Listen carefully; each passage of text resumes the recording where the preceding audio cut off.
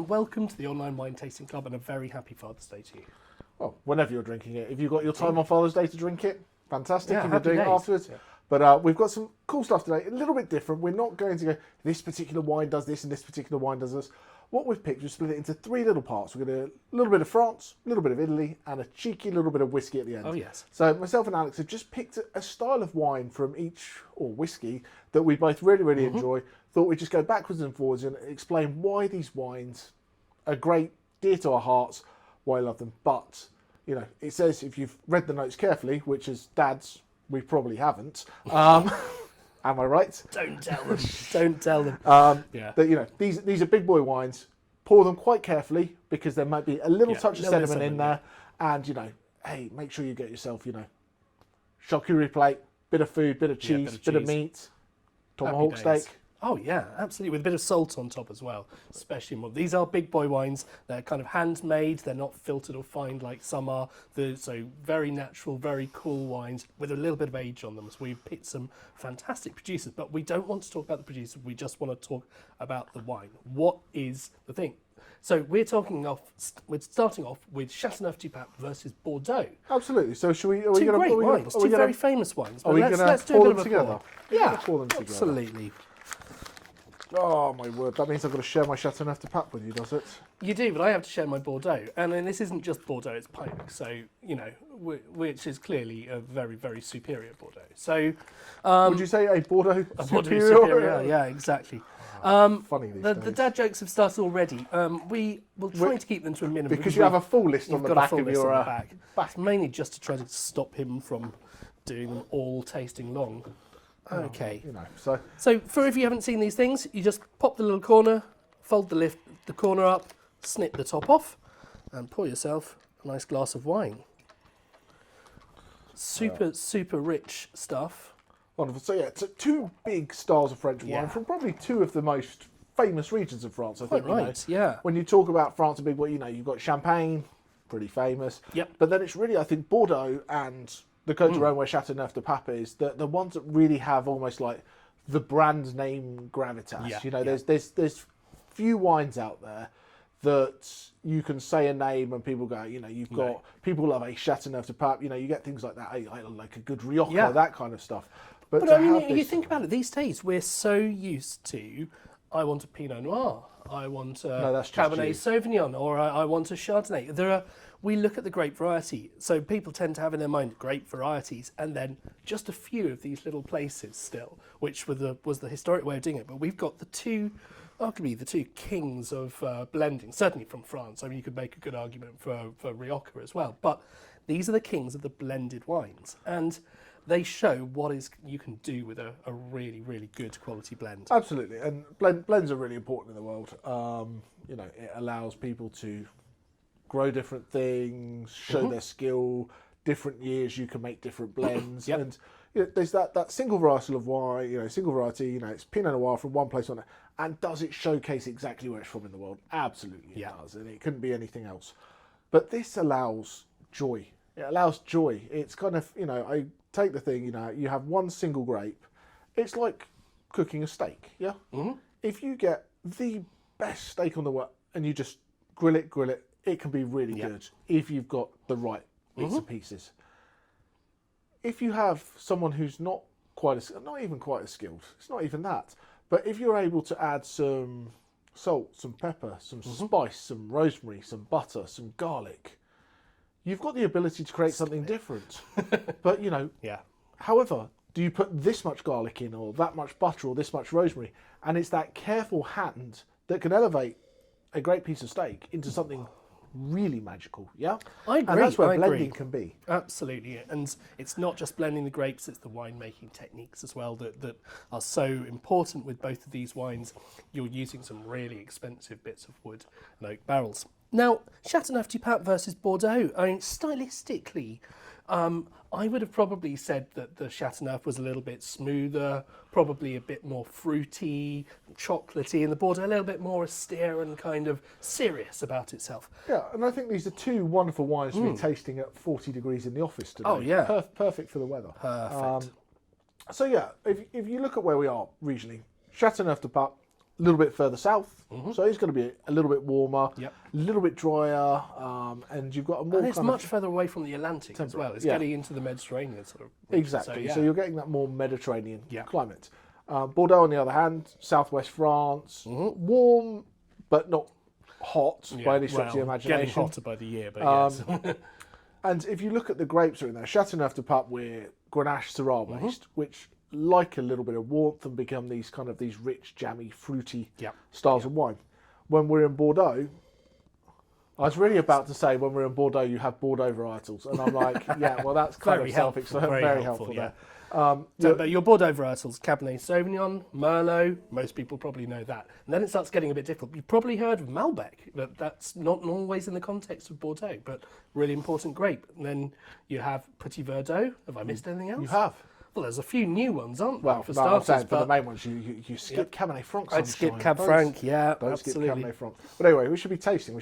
Yeah, let's have a taste. So we start with the Châteauneuf de Pape. Before the fathers get called back down to the living room to carve the roast beef, you know.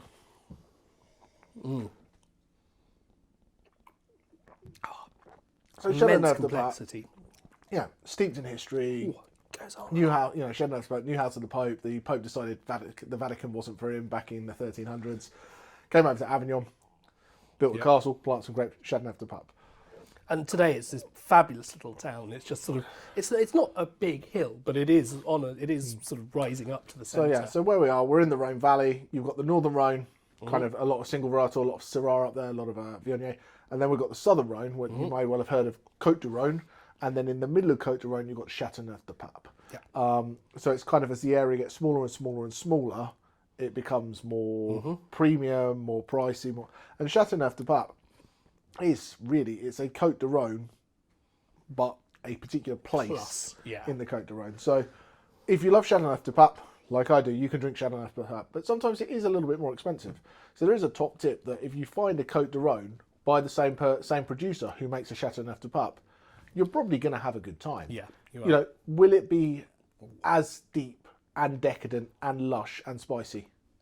Maybe not. So how do we judge a good wine in terms of what we're looking for of these things? I mean, we've got... You listen to Jamie. Jamie says it's good wine. Or you could use your own mind. But, okay, let's go into it. We're looking for fruit flavours. Lots of different kind of fruits coming in there that have come from the different berries, you know, whether you've got red fruits that come from some grapes, black fruits that come from other grapes, all sorts of things can come into that. Then you got the flavours that come from the winemaking techniques, from how long you aged in barrels, what sort of oak you've used. Things like that. You'll get vanilla, clove, cedar, coconut, those kind of things. Maybe some, depending on the oak, some herbaceous things. Sometimes you get a little bit of like dill and things like that.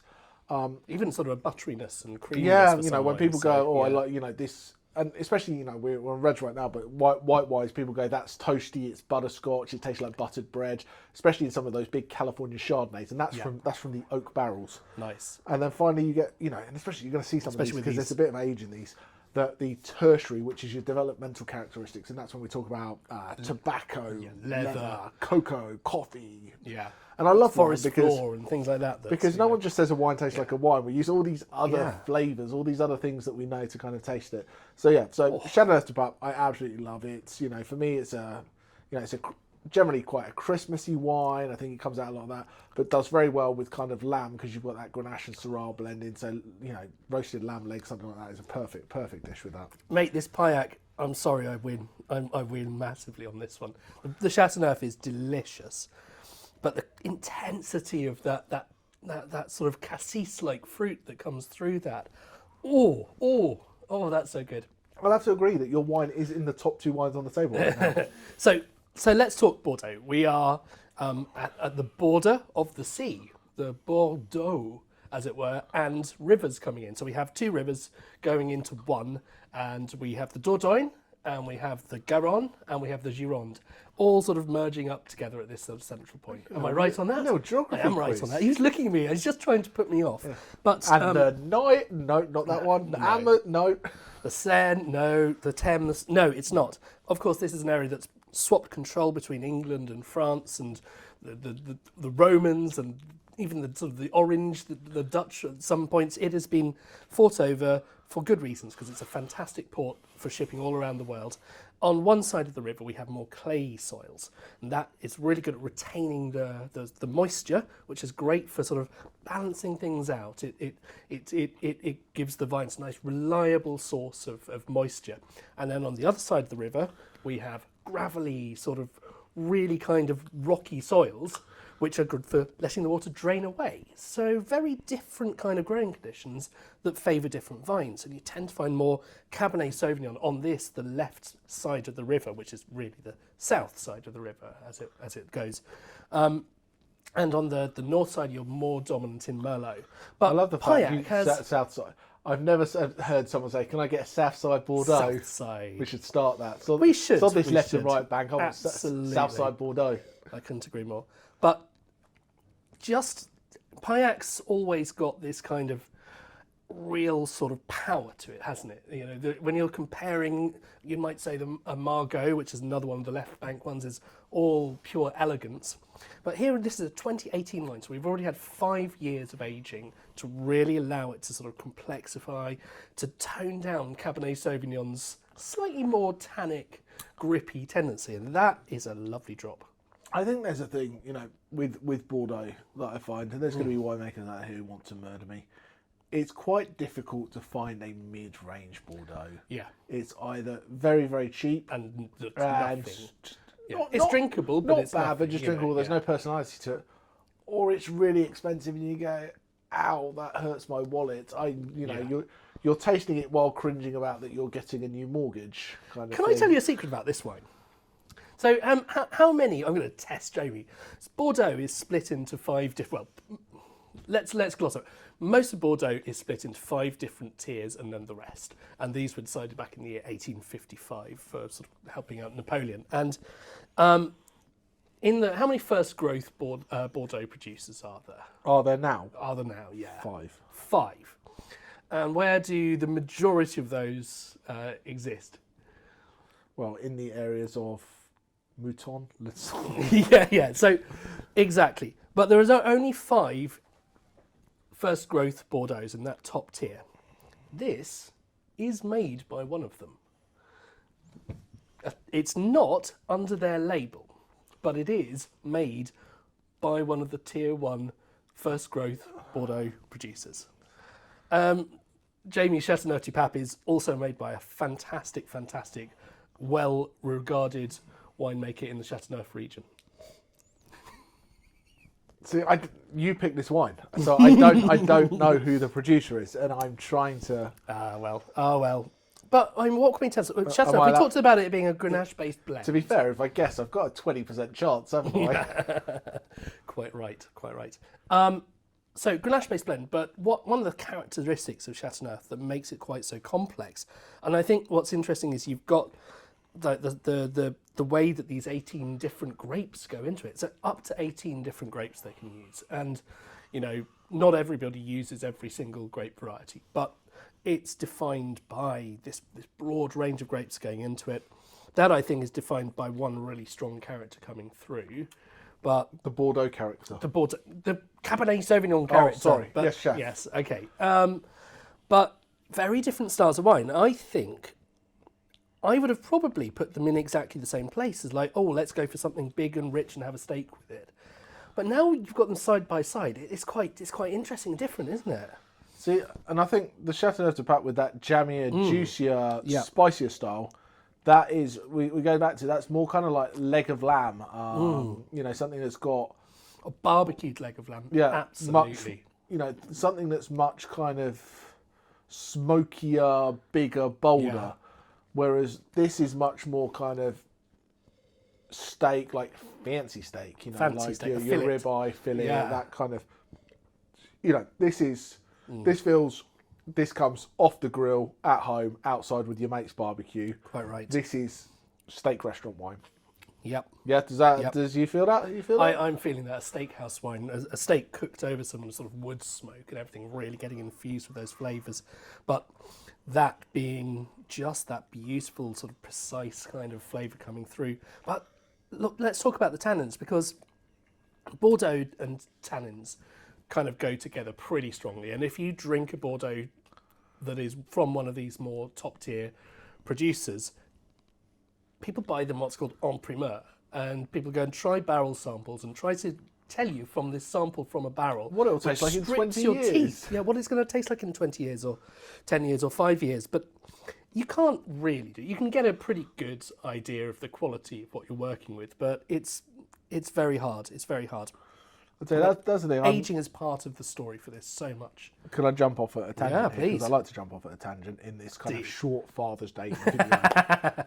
As I found many years ago, probably a decade ago, I did a tasting with Moët Chandon, and they had the barrel samples, and this is when they made White Star that came out to the States, and we tasted the barrel samples of these wines, the white Pinot Noir, the white Pinot Meunier, the Chardonnay, and it was just like eye-watering acid. It felt like the enamel was going to come off my teeth. How and they make something good out of this, so I understand how you can get something good out of it. How do you pick the blend of that when the acid's just taken all your taste buds off? And this is what I get with blending. I think, you can do blending trials and stuff like that. I get that, but to know that blend that you've tasted that young is going to turn into that, I think is absolute magic. Absolute magic. That you can go, we'll put 75% Cabernet Sauvignon in and whatever bit of Merlot, and you go, this Cabernet Franc's really green right now. So that does that original barrel sample actually taste good? Or do they know? It's the fact that they know that green will become tempered and that fruit will come out in 3 years, and it's just experience, isn't it? And this is what we're dealing that's why, with. You cook a chili con carne, yeah? Yeah. It's better the next day, isn't it? Because the spices develops. And wine doesn't exactly the same thing as it ages. Different things change and flavours come out and flavours disappear. And to be able to plan that for a wine that's not designed to be drunk to, Italian Pinot Grigio, that tastes like that, great, but in a bottle, drink it, done. Yeah. But you're the winemaker who makes your wine, his family have been doing it for several centuries now. And, this experience where you often have 3 generations winemaking together, or at least, providing an input in a typical French family battle style, which probably looks much like World War II from the outside to anybody else. But that's it. This is a wine of dads and sons and occasionally daughters making products together. And that's a very, very cool thing. And it's the same in a lot of Bordeaux, but perhaps less so now, because a lot of the Bordeaux houses have ended up being bought out by very wealthy people, like, sort of international businessmen and Chinese billionaires and things. And that's fine. But there's still something a lot more family-like that I do love about Châteauneuf du Pape. It's Absolutely. very cool. So, I think that's a couple of great wines. Yeah. Let us know, which ones do you prefer? Drop us an email and tell us what you enjoyed the most. In fact, in the case of my father, who is actually watching at the moment, you could probably text me and tell me which you enjoyed more. But as long as you text Châteauneuf du Pape, that would be great. Wonderful. Should we move to I think we should. We should go to Italy. Am I losing these for you? Yeah. Actually, no. I'm going to drink that one. That's really good. Sorted then. Well, the Châteauneuf du Pape. Well done.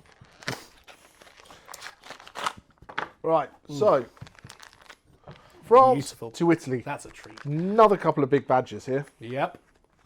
We've the last couple of months I've been over to Italy. Alex has been twice for his sins.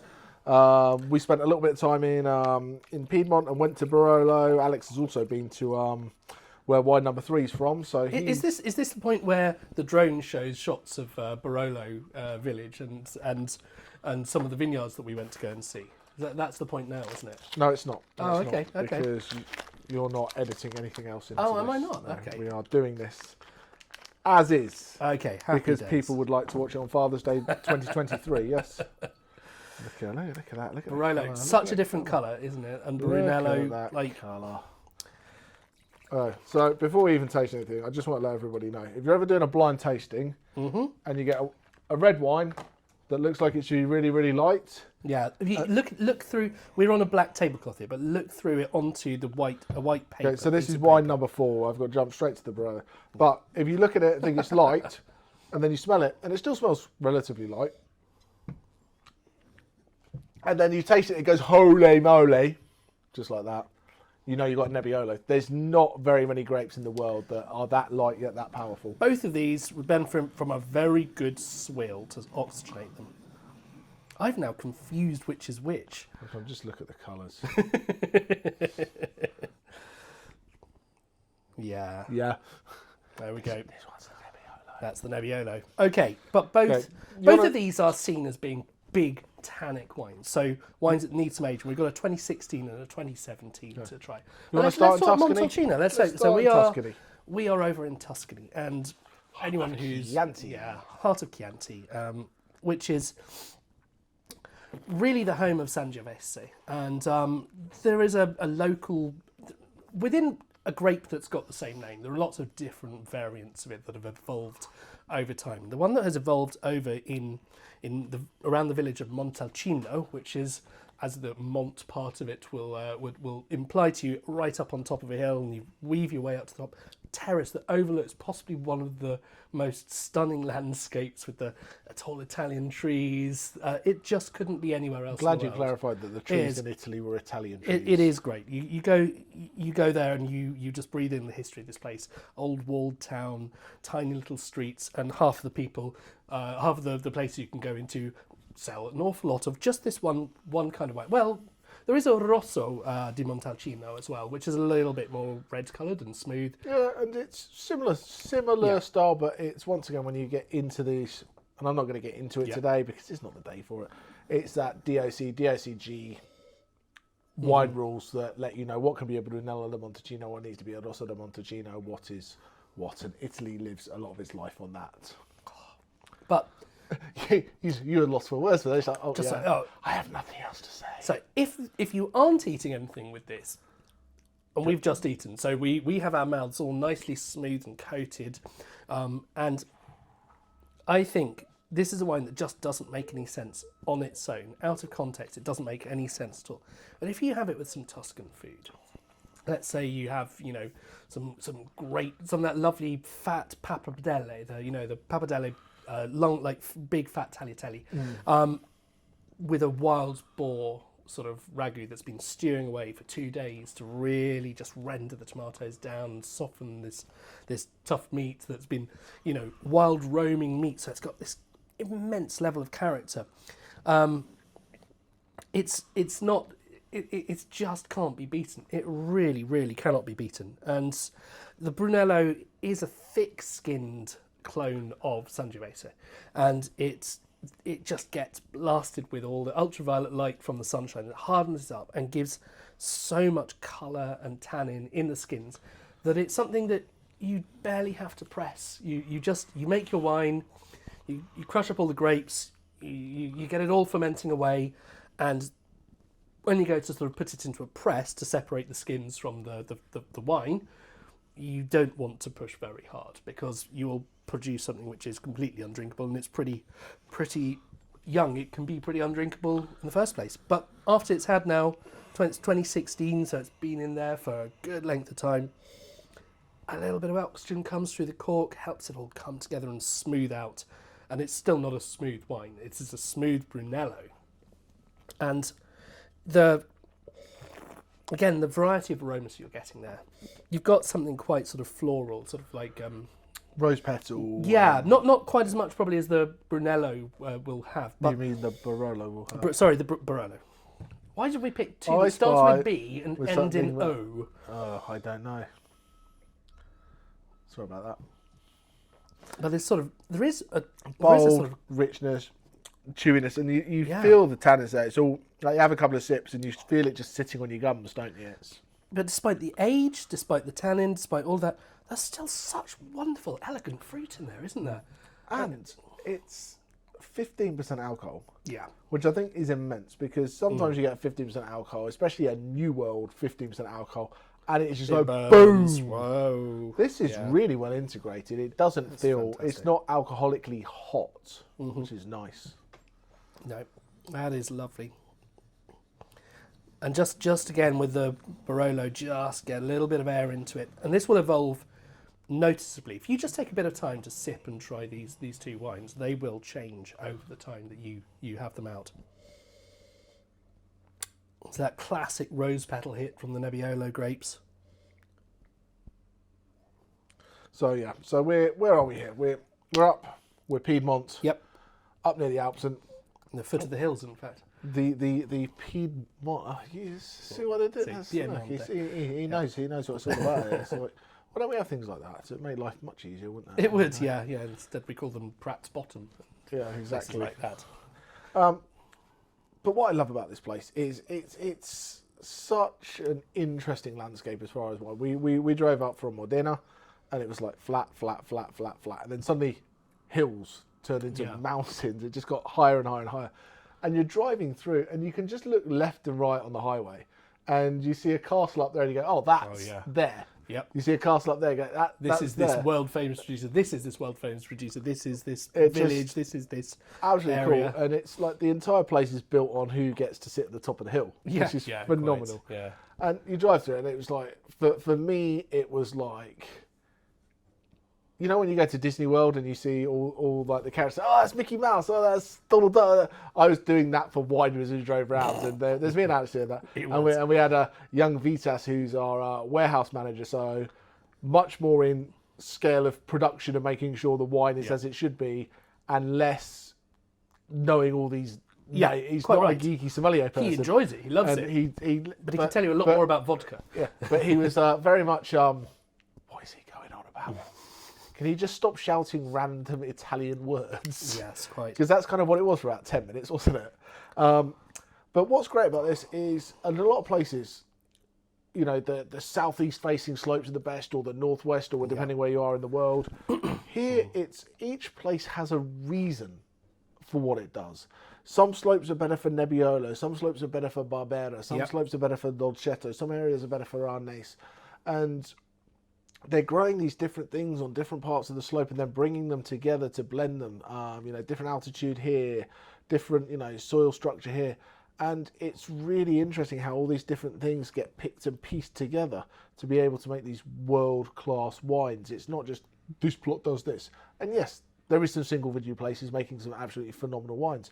But it's a lot more about, we've got a bit from here, bit from here, bit from here, and bringing it all together to create something phenomenal. But yeah, loads of cherry. You know, 2017 was one of the best vintages in Barolo in living memory.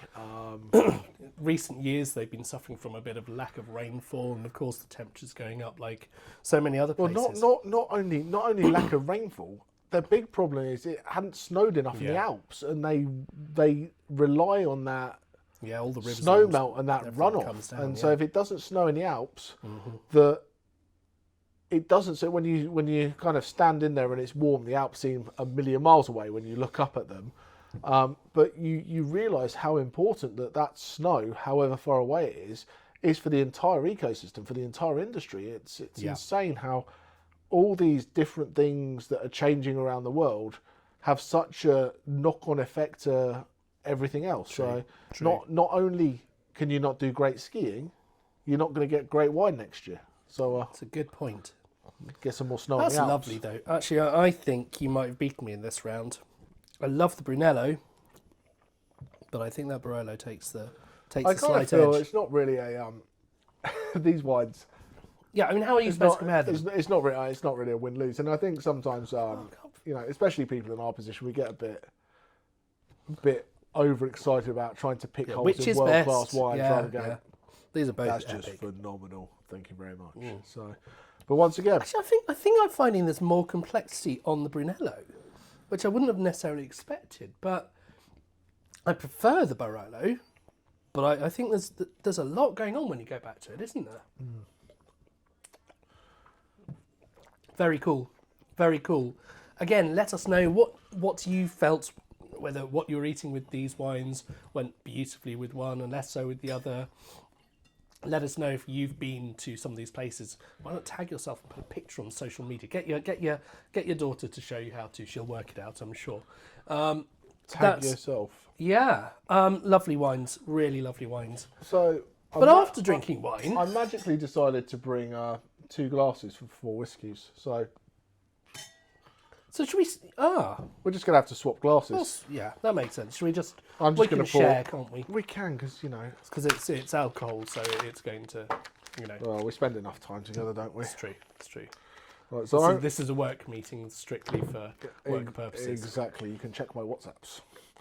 Right, I will pour you. Aberfeldy. You are in Scotland. Yeah, so I'm taking Scotland on this point because while I think Japanese whiskey beats both, I know I'm in a controversial place on that one. When it comes to Scotland versus America, we've got our resident Yank here, Billy Bob, and we've got someone who has no Scottish heritage at all. Because if I did have even the slightest bit, I would be going, well, of course, I'm 1/32 Scottish, and therefore, but I haven't. But Aberfeldy, I love the Highlands. They're really, really beautiful. But Aberfeldy is perhaps the most beautiful place that I've been in Scotland, and you are just in this sort of chasm with these incredibly tall trees going through the forest and the barracks of Aberfeldy. Waterfalls. What was that gushing. accent? What was that accent that just came out and you said Aberfeldy? It was groundskeeper Willie, I think. It was something. I'll tell you that for nothing. Yeah, it is just a ridiculous. If you didn't hear that place. properly, you should rewind and listen to try and say Aberfeldy again. Barracks In of the middle of Aberfeldy. yeah, just straight after Rivers. Oh, Jimmy. Rivers, Aberfeldy. No. But anyway. One of the things that I do find with some whiskies, particularly Islay kind of whiskies, is that they turn this sort of smokiness, peatiness up a little bit too far for me. Like, suddenly you've got a mouthful of TCP, and it's a little bit. What I like about this one is there's the hint of it there. Yeah, anyone who's diving in for the first time and has joined us at Wine Club might have no clue about this. So when we say a whiskey is peaty, what is peaty? How does that come about? Quite is exactly. it because it's made by a bloke called Pete? It is made indeed out of peat. They just filter the water through peat. No, it's obviously we're talking about you start with a grain and then you allow it to malt and to sprout out. Sprouts, get it all out. This is the drink that I can't do without. We weren't going to go away with no silly puns or dad jokes. That's the end of it, mercifully, from me at least. But yeah, then they literally will burn a peat fire that will put this smoke right deep into the grain. And yeah, it can be pretty overwhelming. But just with wine, you can make a choice of, do I want 5% of this aged in oak? Do I want 100% of it aged in new oak? How long I want to burn this peat fire for? Yeah. So peat comes from these bogs, which you could get very lost in very quickly up in Scotland. It was that one that Ewan McGregor got lost in Train Spotting, wasn't it? Oh no, that was a different kind of bog. Yeah. I thought we were trying to do this show so we didn't have to edit. I'm leaving that one in. Yeah. Okay. Great. Okay. All right. So yeah, you get peat from these bogs. You almost get these blocks, and that there's a thing that we're starting to get a shortage of peat. So these peaty styles of scotches are going to become more expensive, more rare. And what you've also got to think about, this is a 12-year-old, so it just means that there's, I'm lost here. I've lost the thing to speak. It's because he's trying to refrain himself from a joke about 12-year-olds, because one of our close friends who often presents wine tastings with us, one of his brilliant stories was that his boss wrote for a local newspaper and reviewed spirits and wines. And he went through the list of all of the different whiskies that this producer had done, and he said that his favourite was the 12-year-old, which was a perfectly reasonable thing to see. The problem was that this boss's name was Michael Jackson. So our good friend Lee put the article up in the window of the shop with the big headline, Michael Jackson likes or prefers? I think Michael Jackson likes 12-year-olds or something like that, or prefers, but yes. So it was, of course, talking about the whiskey and not anything else. But what do you think? These whiskies take 12 years to make, if not 14, 20, 50 years. And this is why, as you go up the numbers, it becomes more premium. Because A, it takes longer to make.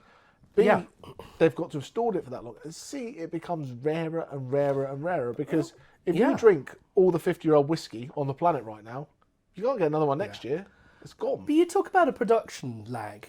Wine is a hard thing to make because you only make it once a year. But when you've made it, for a wine like a Pinot Grigio, you can get it sold within 6 months of it. For a Beaujolais Nouveau, super, super fast, But you have to guess how much you're going to make of the whiskey.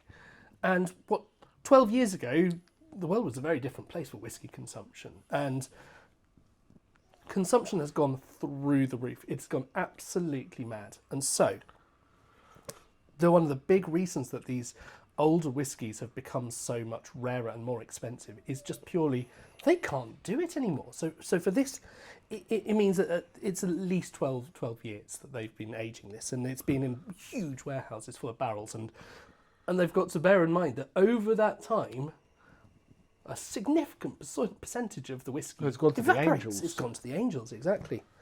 Not the naked angels. Anyway, so you have a taste of that, and I'll get on to your Maker's Mark. So, yeah. Oh, God, they couldn't be more different, could they? Wow. The one thing, just to clarify for anyone who's not aware, so once that whiskey goes in that bottle, it means it's been aged for at least 12 years and it's done. It doesn't, if you leave this for another 10 years, you don't have a 22-year-old whiskey. Still a 12-year-old whiskey. Still a 12-year-old. So you've got to be very clear of that. So they've got to hold these things in barrel until they decide to bottle them. And I think that's really important. So, you know, it's a massive guessing game on what the market's going to do. And they are left in barrel as individual components, individual whiskies, and what you do always taste is a blend, or almost always, just like with wines. You're blending different barrels together to make a final product. And that blending art is just every bit as much of an impressive art, if not even more so than what they do from Bordeaux and Pauillac. That's a big boy, isn't it? 47%, isn't it? So we'll go on to this in just a moment, but while we continue, because we don't do spirits very often, so I'm excited to do spirits. Okay. Drinking whiskey. Super honey, lovely. Drinking whiskey. Do you neat, ice, water? You know, my grandfather always used to say there's no such thing as a bad whiskey. Just some are better than others. That's fair. That is fair. But you know, there's different ways. Is there a right way, a wrong way? You know, what do you prefer? Do you know what? It's really interesting because I often find that on its own, it can be a little bit overpowering for me sometimes. If I'm just having a little sip, but if I want to have a drink of it, I actually would quite often put an ice cube in. But when we went to Japan, they had them in the form of a highball, which is probably 90% soda water, at least. And then this tiny little bit of whiskey in the bottom. And it was a really interesting way of tasting it, because obviously it doesn't give you that sort of sensation of having a whiskey. It's all about flavours. And so I think the fact that so many Japanese whiskies are drunk as this highball was quite an eye-opener for me. But for me, we did an experiment of just putting a couple of little drops of water into the whiskey, and why not give it a go, especially with the Maker's Mark at 47%. Just put a little drip of water in. You'll be amazed. There's a few bars that I used to go to, like phenomenal, and they said, you could basically drink whiskey as you want. If you like it neat, if you like an ice cube, have an ice cube. If you want whiskey rocks, to cool it down. I do like mine with just a little splash of cold water. There's some places I've been that you could really measure. They'd have like eyedroppers. Yeah, droppers. Yeah. We were doing it droplets at a time. Yeah, amazing. Which you think that's not a lot of change, but you know, if you put a drop into a 25 ml or 50 ml sample, it's a fair percentage. So it does change it. So we are. So what have I got? I've got Kentucky. I've got bourbon. So bourbon, American whiskey, has to be at least 51% corn mash, which is what whereas you have barley in that, we have corn mash in that. You know, there's other American whiskies using rye and things like that. Which gives a lot of spice to it. Really, really nice spice, but yeah. You know, when you took the Chevy to the levee, drinking whiskey and rye. So this is Maker's Mark, and this is they have a stand and they have a number 46. So this is what they do. They put it in that new American thing, and then they've got when you have oak barrels, the staves, which are the bits that make the individual slats that go around the barrel, get given a profile number depending on the shape and the toast and the style. So they use a particular stave profile called number 46, which is very confusing when this is 40%, 7% alcohol. I'm like, why couldn't you have made it 46% alcohol, stave 46, and add a bit of conformity? Just put your drip of water in there, and then we're now at 46. Just conform. But Maker's Mark, made in Kentucky. Kentucky, famously for the bourbon producer of the US. Mint Juleps, which is a whiskey-based cocktail. Whiskey and mint is absolutely fantastic. Really, really good stuff. And also, what's really interesting in a place in Kentucky, there's a lot of dry counties. So obviously, America had prohibition, and then banned alcohol. And there's still in Kentucky, there's still a lot of dry counties. So there's places that make bourbon. They make bourbon, yeah, but they can't sell it. They can't sell it. They have Jack to. Daniels is one of them, isn't it? However, that's in Tennessee. That's Tennessee. Okay, all right, but there is a dry. That's a whole different state. But yeah, Jack Daniels is in a dry county, which is really interesting. But yeah, you know. Well, with the American styles, you often get a lot more of a sort of sensation of sweetness. And what's quite intriguing is this Aberfeldy has got a lot of that honey kind of character and sweetness to it. So while that's obviously a bigger sort of bolder, you can tell the oak, you can feel the oak, can't you? And you can see it in the colour. Look at the difference in colours. But that's part of American whiskey. Bourbon has to be at least 1 year in new American oak. And there are and I don't know how big it is now as bigger producers started doing their own thing. But it used to be back in the day, the Scottish coopers were really smart. So a cooper is someone who makes the barrel, yeah? Mm-hmm. So they would buy American oak because they wanted to use American oak for their whiskey, yeah? Yeah. But they didn't want new American oak. They didn't want it that much. So they would make a barrel, rent it to the Americans for it to come back ready to use. Ready to use, So they wanted it seasoned with bourbon, yeah? They wanted it to, so they got paid for somebody to sort their barrel out for them. Yeah. I think that's a bit of genius, isn't it? Actually, the Japanese did that as well. The Hakushu bourbon cask one is sensational. It's lovely, lovely whiskey. I had a friend who actually made barrels, and they found it really difficult because they were what would you call it? A vertically challenged person. In fact, you could call them a Mini Cooper.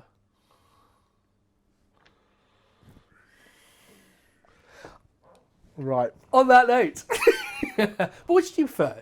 Are you going to stick with your guns and say that the American's your favourite, or are you preferring the elegant sort of like accessible character of this? I love that. Do you prefer the American or the one with the easy, accessible, smooth honey, the character of the red squirrels, or just the American Yankee one? You know what? Yeah. That's a much more sit down, sippable. It is. Drink it. You hang out with this. Yeah. This is. It's sunshine, get it down, yeah. Fair enough. You know, that's more of a thinking man's whiskey. This is a little bit more sweetness, a little bit easier drinking, a little bit. But definitely you need a splash of water in there, like 47. Because 47%, the difference between 40 and 47% is definitely noticeable. It's really noticeable. Really, it's even noticeable on the nose. But one I quite like with a whiskey like that is actually a splash of ginger ale. Oh, you're probably going to think I'm some kind of an absolute cretin for saying that, but a bourbon with ginger ale and a slice of lime. That's a lovely drink. You're making cocktails now. Mm-hmm. Now, on our next Father's Day edition, we're going to be doing Jaeger bombs. Here's a mixed drink that Alex Taylor likes to drink. But anyway, we are raising our glasses to all of you dads out there who have been jumped on by children in the morning, then watched as those children get older and more annoying and more complicated, and then finally turn into us. Finally turn into us, especially that, yeah. I hope you've had a really fun tasting and a very happy Father's Day to all of you. We'll see you all soon. Cheers. Down it.